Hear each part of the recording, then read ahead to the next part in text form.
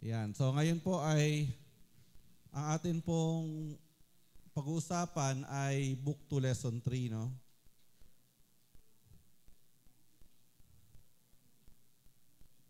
Ano? Ito. Yung laser. Sabi ng aking laptop, ng aking tablet, you're offline. You are unable to reach Canva. Anyway, ayan. Ayaw niya. Close na lang. Okay, so ngayon po ay nasa Book 2 Lesson 3. Kung naalala nyo, ito pong series ng paano ba i-on to? Pati pag nakalimutan ko na rin. Yon.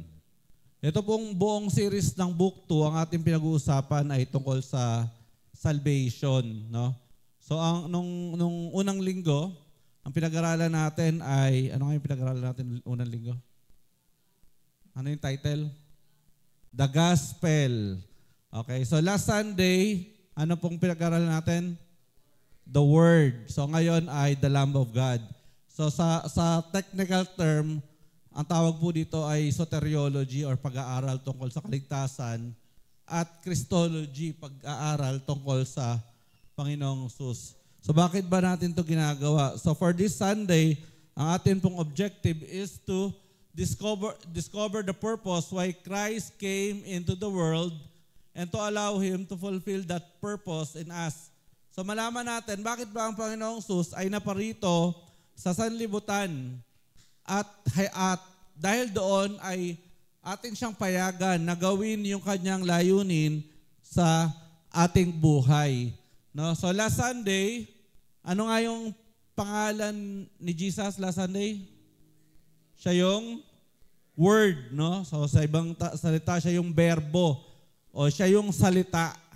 Ngayon, we will be studying another name for Jesus. Sabi po kanina sa John 1:29 na binasa sa atin ni Ate Annelies, the next day, John saw Jesus coming toward him and said, "Behold the Lamb of God who takes away the sin of the world." Sabi diyan, "Behold the Lamb of God who takes away the sin of the world." So ano raw yung isa pang pangalan ni Jesus? The Lamb of God. Okay. The Lamb of God.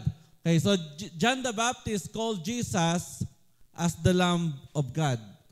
Tagalog, Kordero ng Diyos. Naalala ko sa Roman Catholic, may kanta niyan, di ba? Kordero ng Diyos na nag-aalis ng mga kasalanan. Sige. Ayos. Maawa ka. Yeah. So, Kordero ng Diyos. So, what was the purpose of Jesus as the Lamb of God? Okay, so, ano raw yung purpose? Tama yung kante. Kordero ng Diyos na nag-aalis ng kasalanan sa libutan. It is the Lamb of God, He would take away the sins of the world. Tatanggalin niya yung kasalanan ng mga tao ng sanlibutan. Okay, so tama po yun. Ano ba yung lamb? Ano ba yung lamb? Yung kordero. No, kasi pag tingnan natin yung kordero ng Diyos, si Jesus agad yung nasa isip natin. Pero tingnan natin yung context ng kordero. So the lamb per se, yun mismong lamb, ito yun, young sheep. No?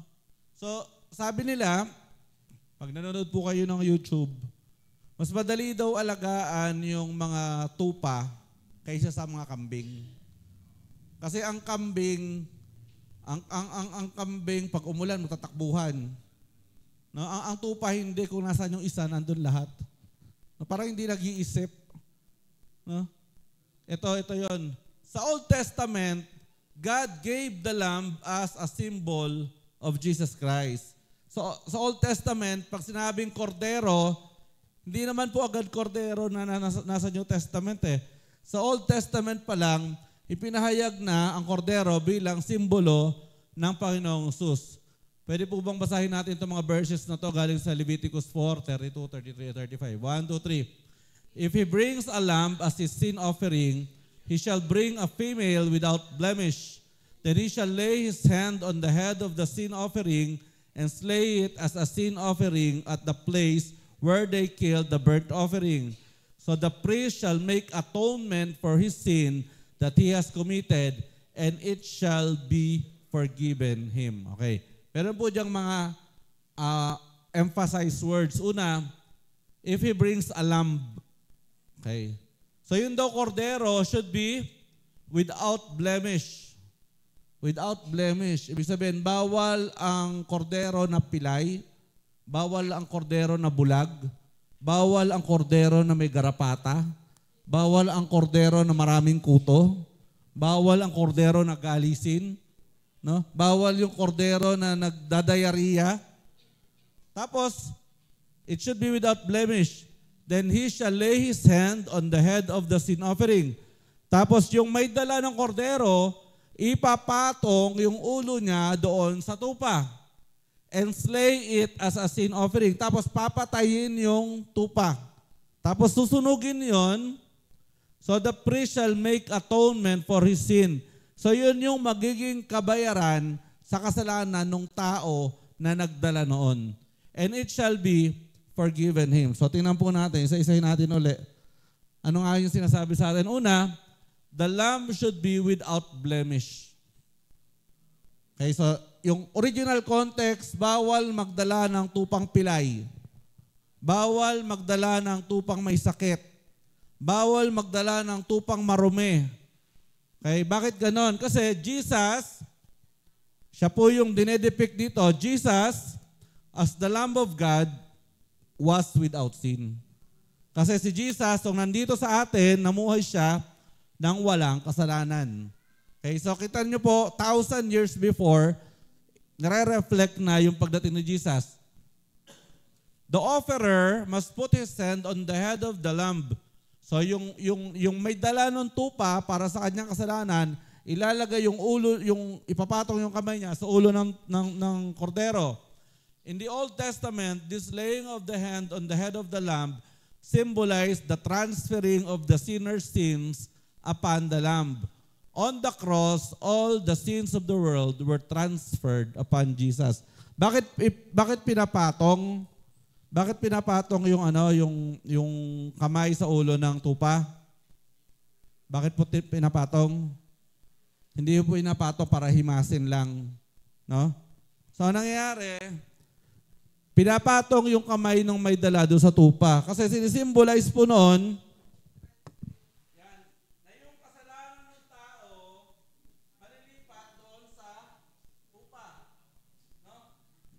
basically, ganun po yun. Tinatransfer yung kasalanan.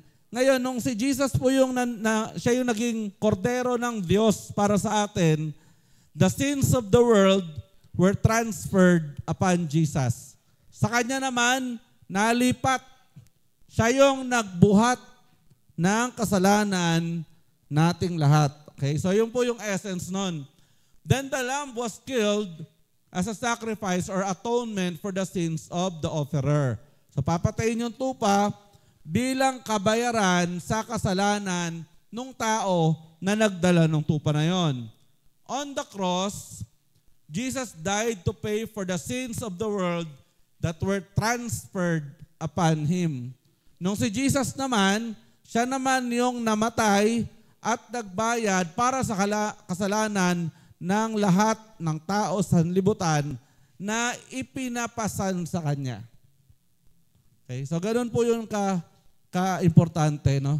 Alam niyo yung isang quote ni Joyce Meyer na unfortunately ay prosperity gospel teacher. Pero ang ganda ng quotation niya, sabi niya, si Jesus yung parang naging kasalanan para sa ating lahat.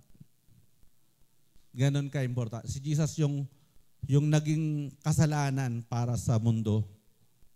Kasi siya yung nagbayad ng kasalanan nating lahat. Okay? Because of the sacrifice, what did God do to the sin of the offerer? So the sins of the offerer were forgiven by God because they were already paid for by the sacrifice of the lamb. Nung Old Testament times, patatawarin yung tao kasi may dala siyang kordero. Kasi may dala siyang tupa. bilang kabayaran sa kanyang mga kasalanan. Ngayon, God will forgive the sins of any person who believes in Jesus as his or her sacrificial lamb. Ngayon, hindi na po natin kailangan magdala ng tupa. Imagine nyo, lahat tayo may dalang tupa. Papayag ba kayo may tupa sa loob ng church? Baka maglabasan kayo. No? Pag umihi yung isang asong alang, hirap-hirap linisin eh. Lalo na kung yung dami-daming tupa. Pero salamat sa Lord, no? Jesus died once and for us all, na para sa ating lahat. Kaya kailangan lang ano po natin yon, sarilinin natin, kunin natin yon, yung ginawa ni Jesus na sacrifice para sa lahat ng tao. So napaka-importante. Christ became the Lamb of God. So kanina pinag-aralan natin, noong unang panahon, kailangan ng kordero para pambayad sa kasalanan ng mga tao. So when Jesus came into the world, He became the Lamb of God. Basahin po natin itong 1 Peter 3:18. 1, 2, 3.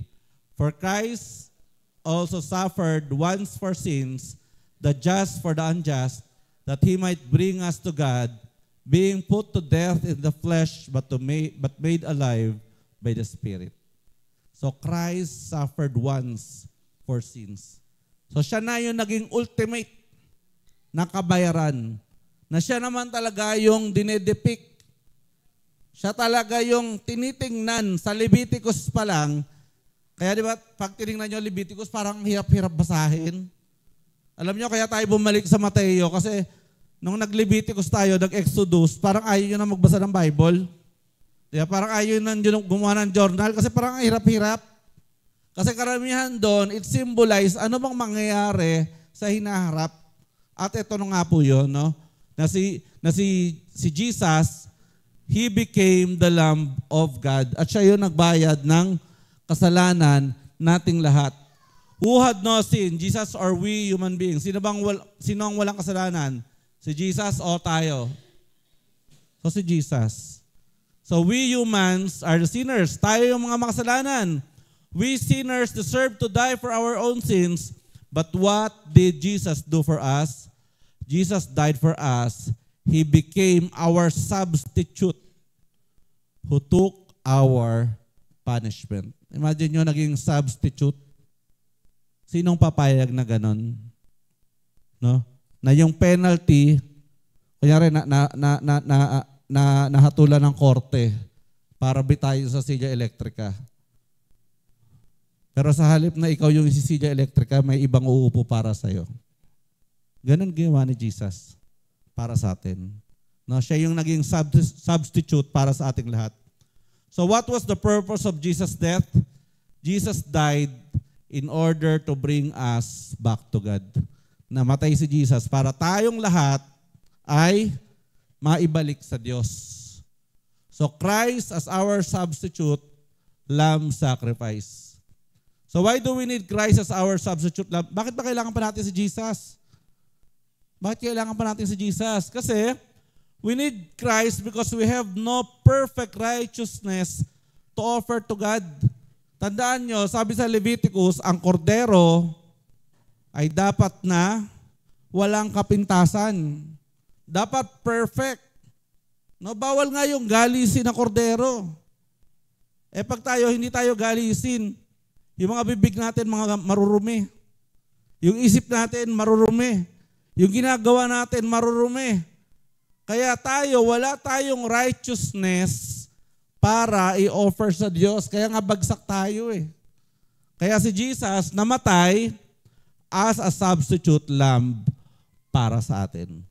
Kasi kung tayo lang, walang mangyayari. Pupunta tayo lang sa impyerno.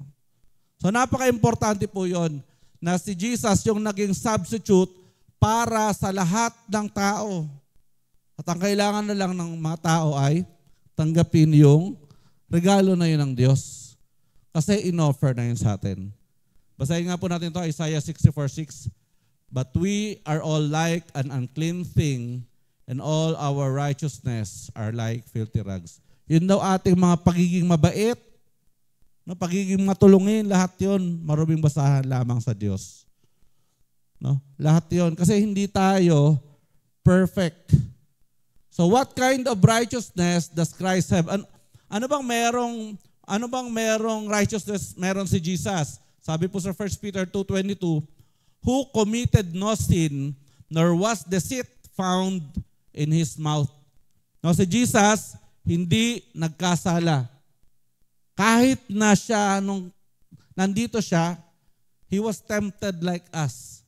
Sabi po sa Hebrews 4:15, for we do not have a high priest who cannot sympathize with our weakness, but was in all points tempted as we are, yet without sin. Gaano katindi yun? Kung paano po tayo tinutukso, ganon din siya tinukso. No? Ganon din yung atake sa kanya. Di ba? Ang dami-daming tao nagsasabi na, hindi ko nga kaya eh. Diba? Hindi ko nga kayang magpakalalaki. Kasi na-attract ako sa ibang lalaki din. Hindi ko nga kayang magpakababae. Kasi na-attract ako sa ibang babae din. Hindi ko nga kayang hindi uminom. Kasi sinisinok ako pag nakakita ko ng alak. Hindi ko nga kayang hindi magsugal kasi nangangati yung kamay ko pag nakakakita ko ng baraha. Ganon din yung temptation kay Jesus. No? Pero, he was tempted in all points, yet without sin. Siya lang yung pumasa. Kaya siya naging karapat-dapat na substitute para sa atin. Okay? So we need Jesus as our substitute lamb sacrifice because salvation, forgiveness of sins and eternal life is God's free gift. Kasi libre na nga yun. Kasi binayaran na yun ni Jesus. No? Kaya wala nang magsasabi na, ay, kaya po tayo, kung ano man yung meron tayo, grasya na lang ni Lord. Huwag magmamalaki ang sino man na, ay ako dapat dapat akong ganyan. Dapat ako meron akong special recognition. Alam niyo yung special recognition sa graduation na yun. Pag graduation, pagpatay na tayo. Huwag po tayong hanap ng recognition dito sa sanlibutan. Pag ginawa natin yon para kay Lord, gawin natin para kay Lord. Kasi ibig sabihin lang nun, tayo ay kanyang lingkod. Tayo ay kanyang iniligtas for a special purpose. Pwede bang basahin natin itong 2 verses na to? 1, 2, 3. For by grace you have been saved through faith, and that not of yourselves, it is the gift of God, not of works, lest anyone should boast. Tapos yung Titus. Not by works of righteousness which we have done, but according to His mercy, He saved us through the washing of regeneration and renewing of the Holy Spirit. Ito po yung 2 words, no? Regeneration. Ano yung regeneration? Yung binabago ka ni Lord. Yung para kang, alam niyo yung ahas, yung nagtatanggal ng balat, o, nagluluno, no, parang yung, ano pa ba mga nagtatanggal? Yung crab, di ba? Yung pag nakuha mo, lambot-lambot. Pero dahil doon, lumalaki siya. Ganun po yung nangyayari, regeneration, nagbabago, and renewing of, ganun po yung ginagawa sa atin ng Holy Spirit, na tayo ay binabago ng Diyos. Ang tunay na sumampalataya kay Lord, binabago ng Diyos. No, kaya dati parang kahit na-addict ka sa porn, pero dahil binabago ka ni Lord, no, makakaya mo yung lampasan. Kahit na-addict ka sa sugal, makakaya mo yung lampasan. Yun po yung essence nun. Kasi merong renewing of the Holy Spirit. Si Lord merong ginagawa sa buhay natin. No, kaya po, ang isa po sa tanda na tayo ay binago ni Kristo, yung buhay natin binabago rin. Ngayon, pag ikaw ay 20 taon ng Kristiyano, nung bago ka naging Kristiyano, napakagaling mo magmura, after 20 years, nagbumura ka pa rin. Tapos mas matindi ka pa magmura. Tanong, Christian ba ako? Bakit ganun? Kasi ang tunay na Kristiyano, merong regeneration, merong renewing of the Holy Spirit. Napaka-importante po yun. Kaya nga, di ba, binabago mo ako araw-araw. Araw-araw. Napaka-importante po yun. Kaya tayo mga Kristiyano, dapat po tayo nagmamature. Hindi lang sa muka. Dapat yung ating karakter lumalago rin. No? Dati kung kayo ay mga Kristiyano, mga baby, 10 years na, buti yung unlin pang matanda. Pag ngayon nagbobona pa rin kayo, maawan man kayo sa sarili nyo. No? Dapat ang tunay na Kristiyano, lumalago. Tingnan nyo yung katabi nyo, mukha ba lumalago? Yan. Ang mga tunay na Kristiyano, tumitigas ang buto. Ano yung mga Kristiyanong lampa? Ano yung mga Kristiyanong lampa? Ano mga Kristiyanong lampa, Lester? Ha? Ano pa? Ano pa example ng lampa? Prince, ano ang Kristiyanong lampa? Ano ang lampa? Ha? Walang ginagawa. O, ano pa ang Kristiyanong lampa? Kaya yan, ano pa ang Kristiyanong lampa? Ha? Madaling matisod. Hindi lang nabati ni Pastor, hindi na umaten ng church. Tumigil nga kayo. Kung kayo ganyan ng ganyan, huwag na kayo magsilayas kayo ng GLCC. Kung kayo after 20 years, hanggang ngayon, ganyan pa rin. Hello mga kapatid. Paano ba ito naging totoo sa inyo? Regeneration and renewing. Di ba, pag tayo di ba ang crab, pag nagluluno, yung pumapalit na shell, mas malaki. Mas matigas. Yung agila nga, pag matanda na siya, talagang tinatanggal niya yung beak niya. Binabasag nga niya talaga para yung tutubo, mas malaki, mas powerful. Tayong mga Kristiyano, pag tumatagal, dapat tayo lumalago. Hindi yung ang tagal-tagal na nating Kristiyano, gusto pa natin laging hinihimas. Dami-dami pinapagawa si Lord eh. Ang oras po napakalimitado. Tapos wala tayong intindi kundi magtampuhan. Kung kayo tampo ng tampo, lumipit kayo, di ba, church? Bawal ang mga matampuhin sa JLCC. Hindi ko kayo bibigyan ng TV. Saka ang projector. Anyway, no? Ang mga tunay na Kristiyano ay nag-undergo ng regeneration and renewing. Yun pong isang word, di ba, doon sa, yung isang word doon sa caterpillar, pag naging butterfly, ano yung word nun? Metamorphosis. So actually, hindi lang po nagbabago yung structure niya. Pati yung, ano nga yun? Yung kanyang biochemistry. Alam niyo yung biochemistry? Yung composition ng kanyang dugo. Hindi kasi dugo ang tawag eh. Lymph. Nakita ba kayo ng dugo ng ipis? Anong kulay ang dugo ng ipis? Ha? Kulay puti. Kaya sabi nila, mamamatay na lahat ng tao, may ipis pa rin. Kasi yung dugo niya puti. Ganon din po yung caterpillar. No, pag tinusok mo siya, kulay green, di ba? Pero pag naging butterfly siya, hindi na kulay green. Yung biochemistry, yung composition, kung yung chemical formula na nandun sa dugo niya, mag-iiba na. Ganon din, dapat tayo mga Kristiyano, nagbabago, nag-i-improve. Okay? No. Kung tayo gusto natin pong maging mga leader, dapat tayo nagiging matigas. Hindi yung pag pinagalitan ka ni Pastor, magtatampo ka na. Pagagalitan ko pa ho kayo maraming beses pa. Inuunahan ko na kayo. Isang tampo lang, napagalitan ako ni Pastor. Hindi na ako attend. Hindi mo ka na umattend. Ka na umattend.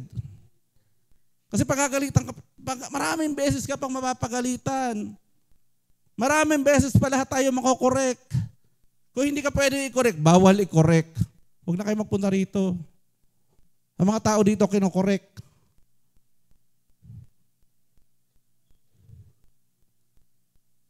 Kasi nakakapagod. Lagi na lang nagtatampo, lagi na lang nasasaktan. Bawal sabihan. Bawal sabihan, gusto-gusto laging hihimas-himasin. Hello. Lumipat na lang kayo ng ibang church. Punta kayo doon sa malaking church na hindi kayo kilala. Na-attend lang kayo. Diba? Dito, required tayo lahat lumago. Jesus came and died for the sins of the world. Given na to eh. Given na to. No? In the Old Testament, before Jesus came, the sinner himself must offer his own sacrifice personally. Now that Jesus has come and has already died for the sins of the whole world, we don't need anyone to bring an animal sacrifice to the temple.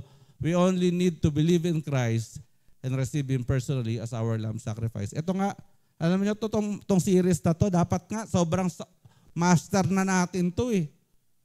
No? Hindi kagaya ng iba, 3 taon nang tumatanggap kay Lord, hindi pa rin alam kung pupunta sa langit o hindi. Yeah, parang laging kulang sa iodine. So kailangan po natin, una, ibahagi ito. Kasi ito yung kaligtasan para sa lahat. Ngayon, kung mayroon pa po dito sa atin na hindi pa sigurado, sige po, mayroon tayong pagkakataon ngayon. Pastor, hindi ko naman sigurado kung pupunta ako sa langit. O di kaya, akala ko pagbabait ako pupunta ako sa langit. Sige po, pwede kayong sumunod sa panalangin. Tayo pong lahat muna ay pumikit. Kung meron pa po sa atin na kalagitnaan na hindi pa sigurado na pag siya ay namatay ay makakasama niya ang Panginoong Jesus. Maaari po kayong sumunod po kayo sa panalangin. Panginoong Jesus, salamat po dahil ikaw ay kordero ng Diyos at namatay kayo upang bayaran ang aking mga kasalanan. Inaamin ko po na ako ay makasalanan. Hindi ko talaga kaya na iligtas ang aking sarili. Tinatanggap ko ang kaligtasan na inyong binili sa krus upang ibigay sa akin ng libre. Tulungan niyo po ako na kayo ay maging Panginoon ko mula ngayon, pagpakailanman. Amen. Okay, kung yung po ay first time nyo pinag-pray at pinag-pray nyo ng totoo, sabi ng Panginoon, sino mang lumalapit sa Kanya, hindi niya tatanggihan. Ngayon, babalik po tayo sa kawan. Yan. Kung makita nyo paano tayo nagsiseries, lahat meron direksyon. Hindi po tayo nagme-mensahe ngayon na hindi part ng isang malaking program, no? So nag-umpisa tayo ng book 1, nasa book 2 tayo. Ang goal po talaga lumago bawat isa sa practice at sa habits at sa pumuhay sa Panginoon. Mamaya sa kawan, paki-recite po yung John 1:1. Ba, alam nyo naman yung John 1:1? In the beginning was the Word, and the Word was with God, and the Word was God. Yun lang yun. Kung hindi nyo alam sa English, Tagalog.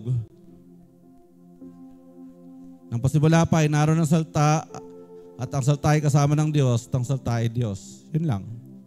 Tapos na, yun na yung memory verse. Tapos, pwede nyo itong i-skip kasi hindi tayo nakapagkawan last week. Yung talatang isinabuhay. Pastor, wala akong sinabi. Wala, kasi nag-ano tayo last week eh. Pastor's Appreciation. Pero magbabahagi ang bawat isa ng galing Marcos 8-14. Na yun po yung ginawa niyong journal this week. Tapos, next week, sasauluhin nyo naman yung John 1:29. Yun yung verse natin kanina, yung John 1:29. Tapos gagawa po tayo ng journal, Marcos 15:16, tsaka Lucas 1-5. Okay? So lahat po yan dugtong-dugtong. Hindi po yan nangyayari kasi lahat po, pati yung message, yung kawan, lahat po, ang goal ay lumago tayo sa ating panampalataya sa Panginoon. Okay, maraming salamat po.